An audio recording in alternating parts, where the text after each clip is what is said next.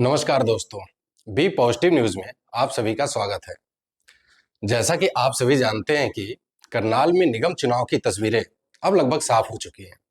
करनाल की सियासी जमीन पर एक बार फिर से राजनीति के दो पुराने प्रतिद्वंदी आमने-सामने हैं।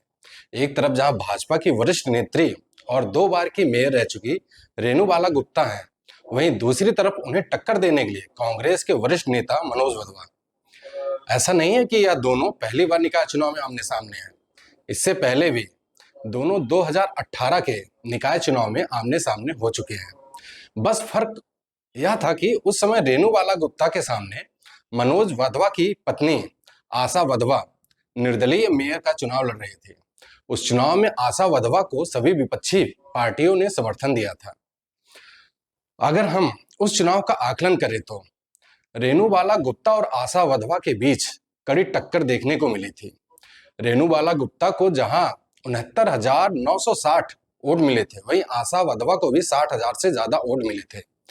रेणु बाला गुप्ता मात्र 9,000 कुछ वोटों से ही यह चुनाव जीत पाई थी। अगर हम उस चुनाव का आकलन करें तो रेणु बाला गुप्ता और आशा वाधवा के बीच कड़ी टक्कर देखने को। रेणु बाला गुप्ता को जहां 69,960 वोट मिले थे, वहीं आशा वाधवा को भी 60,612 वोट मिले। रेणु बाला गुप्ता मात्र 9,348 वोट से जीत दर्ज कर पाए थे। 2018 के चुनाव में करनाल के ज्यादातर पंजाबी और जाट मतदाता आशा वाधवा के पाले में नजर आए थे। हालांकि उसके बाद से अब तक करनाल की राजनीति में काफी कुछ बदल चुका है। इनेलो से राजनीति शुरू करने वाले मनोज वाधवा उस चुनाव के बाद कांग्रेस में चले गए और फिर भाजपा ज्वाइन कर लिया। लेकिन बीते विधानसभा चुनाव से पहले वाधवा एक बार फिर भाजपा छोड़ कांग्रेस का दामन थाम लिया। वाधवा विधानसभा के लिए कांग्रेस से टिकट मांग रहे थे, लेकिन वह नहीं मिला। वहीं दूसरी तरफ रेणु बाला गुप्ता बीते सालों में सियासी तौर पर और मजबूत नजर आई। ये 2 बार की मेयर रह चुकी हैं, इसलिए स्थानीय राजनीति और जाति समीकरण को अच्छी तरह समझती हैं। संगठनात्मक रूप से भी